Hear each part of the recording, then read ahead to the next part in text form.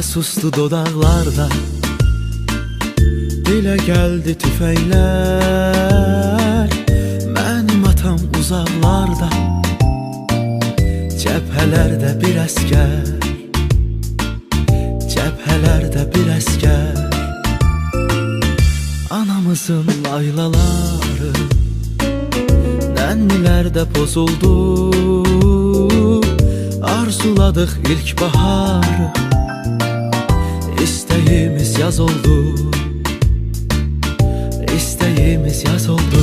Səni uşaqlıq, sən bizdən uzaq düşdün artıq. Səni yellər apardı, ya soyuq əllər apardı. Səni uşaqlıq, sən bizdən uzaq düşdün artıq.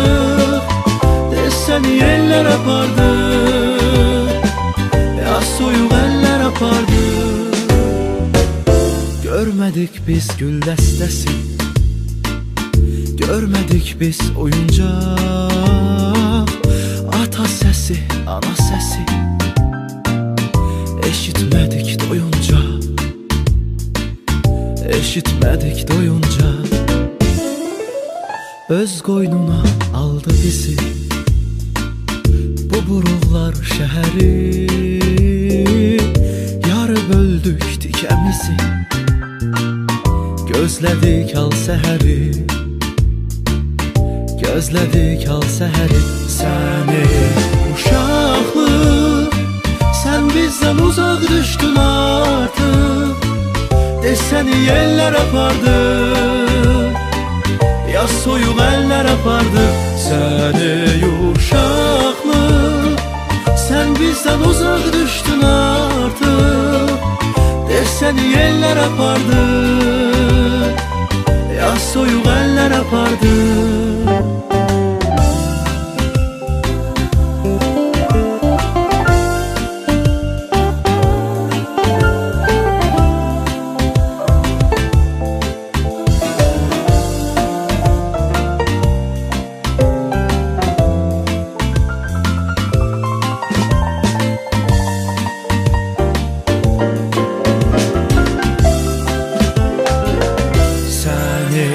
Uşaqlıq, sən bizdən uzaq düşdün artıq.